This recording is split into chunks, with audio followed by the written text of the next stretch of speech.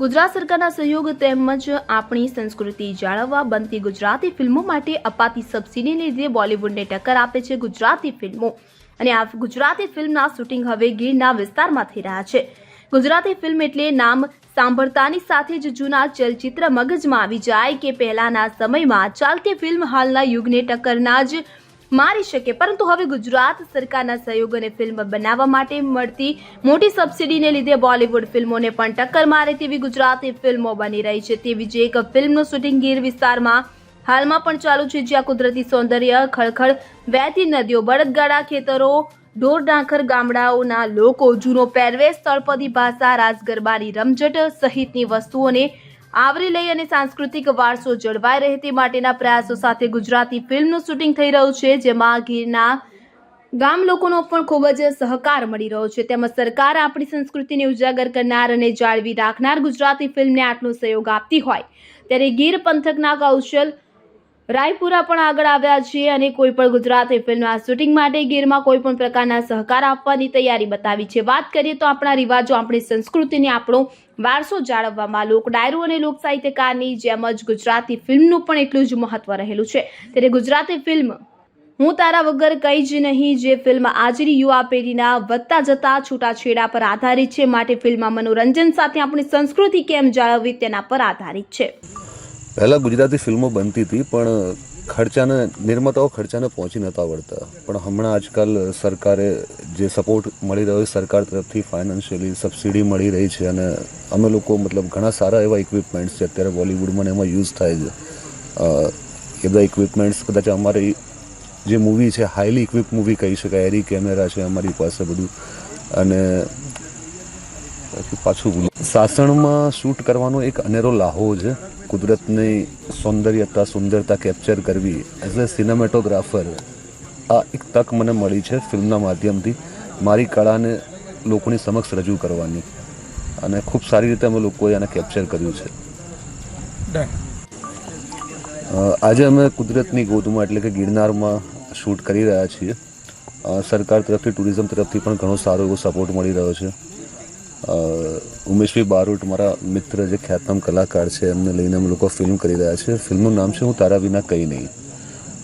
Film વિશે વધારે તો નહીં કહી શકું, પણ એટલું ચોક્કસથી કહીશ કે જે છૂટાછેડા, જે આજના સમાજનો મુખ્ય પ્રશ્ન છે યુવાનોની અંદર, ફ્રિકવન્સી જેની વધી રહી છે દિવસે ને દિવસે, તો એની પર પ્રકાશ પાડવાનો એક પ્રયત્ન કર્યો છે ફિલ્મ દ્વારા। મનોરંજનની સાથે એક મેસેજ મળે એવો એક પ્રયત્ન છે, અને આશા રાખું છું કે ચોક્કસથી આપ સૌ નિહાળશો। Thank you. મારું નામ કૌશલ રાયચુરા છે। હું દક્ષ હોટલ એન્ડ રિઝોર્ટ સાસણગીરનો પ્રમોટર છું, એટલે ઓનર છું, અને આજે આપણા રિઝોર્ટની અંદર એક ગુજરાતી અર્બન મૂવીનું શૂટ ચાલુ છે।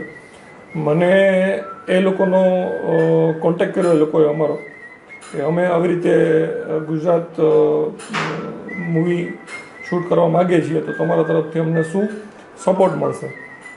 એટલે મેં એના ઉપર વિચારીને એવું નક્કી કર્યું કે જો ગુજરાત સરકાર ગુજરાતી મૂવીને શૂટ કરવા માટે જો આટલું મોટું પ્રમોશન આપતી હોય, એ લોકોને હેલ્પ કરતી હોય, તો મારા તરફથી મારું પણ કંઈક યોગદાન હોવું જોઈએ। એટલે મેં as a Daksha resort Sasan Gir તરફથી, અમારા તરફથી અમને પૂરેપૂરું રિઝોર્ટ એમને શૂટ કરવા માટે 4 દિવસ માટે ફ્રી ઓફ કોસ્ટ આપ્યું, કોઈ પણ ચાર્જ નથી લીધો, કે જેથી આપણી ગુજરાતની અંદરની એક નવી ઇન્ડસ્ટ્રીઝ જે પ્રમોટ થાય અને આપણા તરફથી એમાં કંઈક આપણું યોગદાન આવે। આપણી બે અલગ અલગ પ્રોપર્ટી છે, દક્ષ ઇડન ગ્રીન અને દક્ષ રિઝોર્ટ, સાસણની જ અંદરની જ પ્રોપર્ટી છે।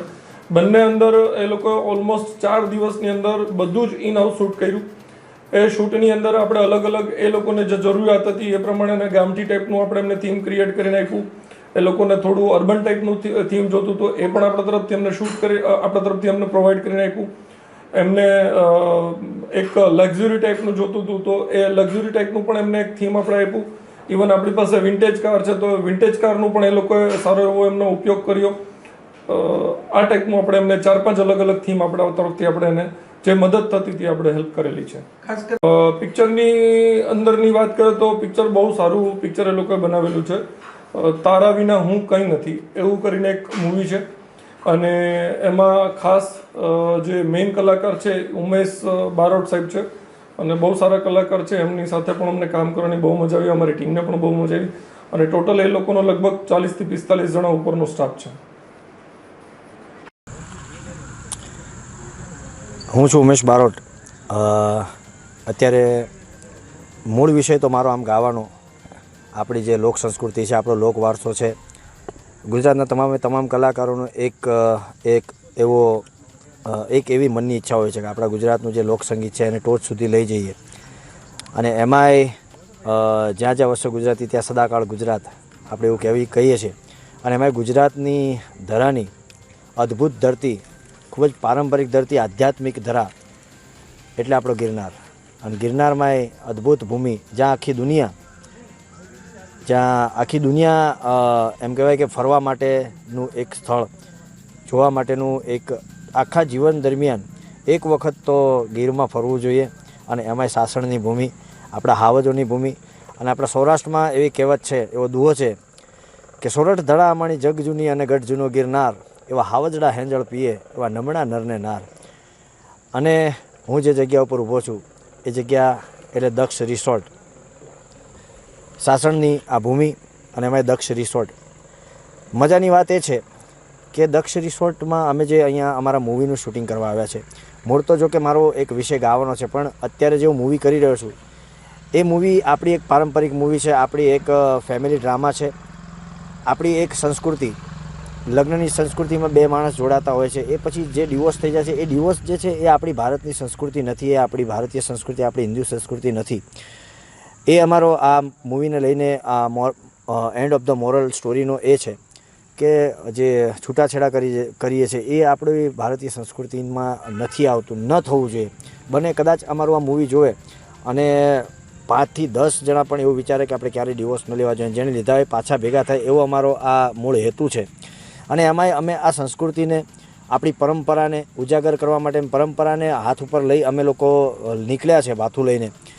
અને એમાંય જે જગ્યા ઉપર હું આવ્યો છું, દક્ષ રિસોર્ટ, અમને ખૂબ મજા આવી છે. અને એથી વિશેષ અમે બધાય આધ્યાત્મિકતાવાળા, બધા અમારો આખો સ્ટાફ, અમારા જે ધ્રુવલભાઈ છે, બધા ખૂબ ભગવાન, માતાજી, દેવી દેવતાઓમાં ખૂબ માનવાવાળા છે બધા. અને એના ભરોસે અમે બધાએ આ મૂવીની શરૂઆત કરી છે. અને એમાંય કુદરતી ભગવાનની કૃપાથી હું મોગલને, મા ભગવતી મોગલને બહુ માનું છું. એની કૃપાથી અમને રહેવા માટે અહીંયા અને શૂટિંગ કરવા માટે એક દક્ષ રિસોર્ટ અમને અહીંયા મળ્યો છે. અને એ દક્ષ રિસોર્ટની વાત કરીએ તો અમે સવારમાં જ્યારે ઉઠીએ એટલે સવારમાં દક્ષ રિસોર્ટમાં અમારા કૌશલભાઈ ખૂબ જ આધ્યાત્મિક માણસ છે. અમે એમને મળ્યા, કૌશલભાઈને, જેમનું આ રિસોર્ટ છે. અને સવારમાં અમે ઉઠીએ એટલે હવન ચાલુ થાય છે અહીંયા રિસોર્ટમાં. અને જે આધ્યાત્મિક વાતાવરણ જે અહીંયા ઊભું થાય છે, અહીંયાની જે કંઈક ઓરા છે, અમે ઘણા બધા રિસોર્ટ અમે એકોમોડેશન અમને આપતા હોઈએ છીએ, ઘણી બધી જગ્યાએ અમે રહેતા હોઈએ છીએ, પણ અહીંયાના કંઈક વાઇબ્સ અલગ છે, અહીંયાની કંઈક ઓરા જ અલગ છે કે. અને ખૂબ સારી વાત છે, ગુજરાત સરકારમાં અમુક જે મૂવીઝ હોય છે, જે મૂવીના મોરલ, મેં પહેલાં કીધું એમ કે આ મૂવીનું એન્ડ ઓફ ધ મોરલ, આમ તો જોવા જઈએ તો મૂવી ઘણી બધી આવતી હોય છે, પણ કોશિશ, હું પોતે એક કલાકાર છું, પણ મને રોજ મૂવી માટે ઓફરો આવતી હોય છે. પણ અત્યારનો જમાનો એવો થઈ ગયો છે કે લોકો મર્મ કરતાં મનોરંજનમાં વધારે રસ ધરાવે છે. અને અમે મર્મને અને મનોરંજનને બંને સાથે લઈને ચાલીએ છીએ. અને સરકાર આ બાબતે પણ અમને સહકાર આપે છે. એ બાબતે સરકારનો પણ ખૂબ ખૂબ આભાર માનીએ છીએ. એ મૂળ ભૂમિ અહીંયા નેહડા બહુ જોવા મળે તમને. તમે ગીરમાં ફરવા નીકળો એટલે તમને જગ્યાએ એક છોડીને બીજો નેહડો જોવા મળે. નેહડે ગાયું બાંધી હોય. અને જેટલો પ્રેમ માલધારીઓ અહીંયા ગાયુંને કરે છે ને એટલો જ પ્રેમ માલધારીઓ અહીંયા સિંહને પણ કરે છે. પણ ગાયું માટેનું મારા જીવાદોરીનું એક ગીત, એટલે મને ખૂબ ગમતું ગીત, જેનાથી હું ઉજળો છું, જે ગીતથી હું ઉજળો છું, એવું ગીત મને ખૂબ ગમે છે, ગાયુંના ગોવાળિયા. અને એ ગીતની તમને 2 લાઈન પણ સંભળાવું. એવા ગાયુંના હે ગોવાળિયા, જટ ગાયું લઈને આવો જો. એવા ગીરના હે ગોવાળિયા, જટ ગાયું લઈને આવો જો. એવા વાછરડા ભાંભરે ને વલખા મારે રે, હે ગોવાળિયા, ગાયું લઈને આવો જો. Thank you. હેલો, કેમ છો બધા? મારું નામ રૂબીના બેલીમ છે. હું આ ફિલ્મમાં, મારું કેરેક્ટર પ્રિયાનું છે. હું અને મારા હસબન્ડ જે બતાવ્યા છે એ ઉમેશ બારોટ. તો એવું છે કે પહેલે ગર્લફ્રેન્ડ બોયફ્રેન્ડ હોય છે, પછી બંને મેરેજ કરે છીએ. મેરેજ પછી જે બધા હોય છે ને કે પ્રેમ ઘટી જાય ના ને એવું બધું હોય છે એમાં. પણ જોવા જેવું છે તમારા બધાને, ઘણું બધું. આ મૂવીમાં તમને બધું જ ખબર પડી જશે. ખાસ કરી મારી ત્રીજી કાં ચોથી હશે. પહેલી મૂવી મારી પરદેશી ઢોલા છે, બીજી પ્રેમ રોગ છે, પછી પટેલ પાછો ના પડે, ઠાકોર કોઈથી ના ડરે, એન્ડ અર્બન મૂવી અલિયા હવે શું. આલ્બમ્સ પણ ઘણા બધા કર્યા છે. ખાસ કરી આ મૂવીનું નામ છે હું તારા વિના કંઈ નહીં. પ્લીઝ તમે બધા જોવા જોજો, ખરેખર બહુ સારી છે ફિલ્મ અને ઘણા બધાએ બહુ જ મહેનત કરી છે આમાં. ખાસ કરીને આજની જે જનરેશનમાં જે બધું ચાલતું આવે છે ને કે મેરેજ કરીને થોડાક સમયમાં બ્રેકઅપ થઈ જાય અને ડિવોર્સ થઈ જાય છે, એવું બધું છે.